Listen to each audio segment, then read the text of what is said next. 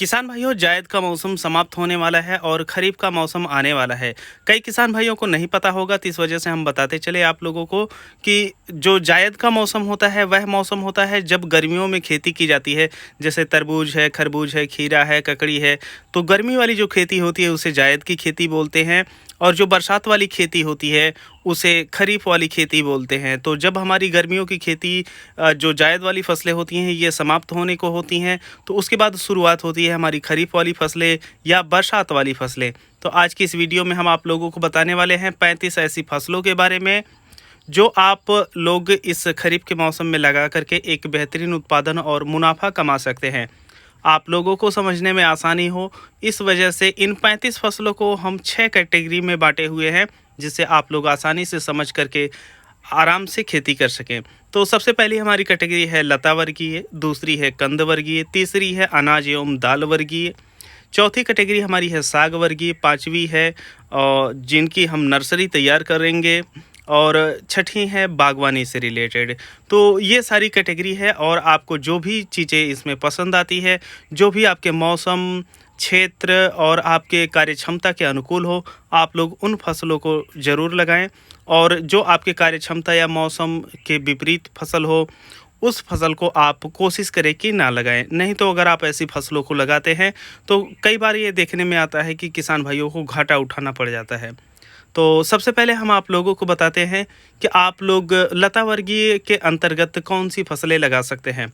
देखिए, लता वर्गीय वह फसलें होती हैं जिनकी लताएं बड़ी बड़ी होती हैं। जैसे करेला है, तो इनकी जो लताएं होती हैं ये काफ़ी बड़ी होती हैं। लेकिन लता वर्गीय फसलें जब हम खरीफ मौसम में उगाते हैं या बरसात के मौसम में उगाते हैं, तो इस समय हमें कुछ सावधानी रखनी चाहिए। जैसे इन फसलों को हमेशा बेड पे लगाना चाहिए, और इसके साथ ही साथ इनके लिए मचान या झमरा, जो भी आपके क्षेत्र में बोलते हैं, उनका उपयोग किया जाना चाहिए होता है। तो लता वर्गीय के अंतर्गत फसलें हैं करेला, नेनुआ, लौकी, कद्दू, पेठा, सरपुतिया, लोबिया, खीरा, तुरई, सेम। ये सभी फसलें ऐसी हैं जिनको आप लगा तो सकते हैं, लेकिन अगर यह ज़मीन पे रहेंगी तो बरसात के पानी की वजह से इनके जो फल होते हैं ये ख़राब हो जाते हैं। तो इस वजह से अगर आप इनमें से कोई फसल लगाने की सोच रहे हैं तो इनको झमरा या मचान विधि से ही करें तो ज़्यादा अच्छा रहेगा, जिससे आप लोगों को खरपतवार नियंत्रण करने में भी आसानी होगी और आपके फल काफ़ी शुद्ध होंगे और सही रहेंगे। हमारी दूसरी जो कैटेगरी है वह है कंद वर्गीय। कंद वर्गीय वह फसलें होती हैं जिनकी फसल मूलतः मिट्टी में पाई जाती है। जैसे आप लोग देखे होंगे आलू की जो फसल होती है यह मिट्टी के अंदर ही पाई जाती है, तो इस वजह से उसे कंद वर्गीय फसल बोलते हैं। तो कंद वर्गीय फसल में आप लोग खरीफ के मौसम में या इस जून और जुलाई के मौसम में आप मूली, चुकंदर और सलजम लगा सकते हैं। और ये तीन ही फसलें हैं। और जो अगली हमारी कैटेगरी है वह अनाज एवं दाल के अंतर्गत आती है। अनाज एवं दाल के अंतर्गत आप लोग मक्का और अरहर की फसल लगा सकते हैं। जो हमारी चौथी कैटेगरी है वह है साग वर्गीय। साग वर्गीय जो फसलें होती हैं ये काफ़ी कम समय लेती हैं और छोटे किसानों के लिए काफ़ी अच्छी होती हैं, क्योंकि जो इनका उत्पादन होता है यह लगभग 40 दिन में हो जाता है। और जो छोटे किसान होते हैं उन्हें पैसे की जल्दी आवश्यकता होती है, या अगर आप लोगों के पास बजट नहीं है तब की भी परिस्थिति में आप साग वर्गीय फसलों को लगा सकते हैं। साग वर्गीय फसलों में है धनिया, सोआ, पालक, मेथी और चौलाई। चौलाई जो आती है ये दो कैटेगरी में आती है, जैसे हरी एक आती है और एक आती है लाल में।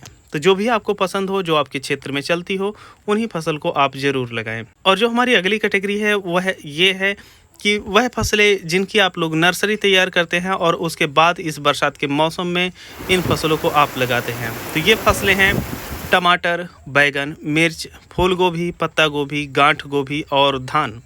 तो ये जो फसलें होती हैं इनकी जो नर्सरी होती है यह अलग अलग क्षेत्रों के हिसाब से देखा जाए तो 15 मई के बाद खेत की तैयारी और नर्सरी की तैयारी शुरू कर देते हैं, और 15 जून के बाद से जो इनका पौधरोपण है यह शुरुआत कर दिया जाता है।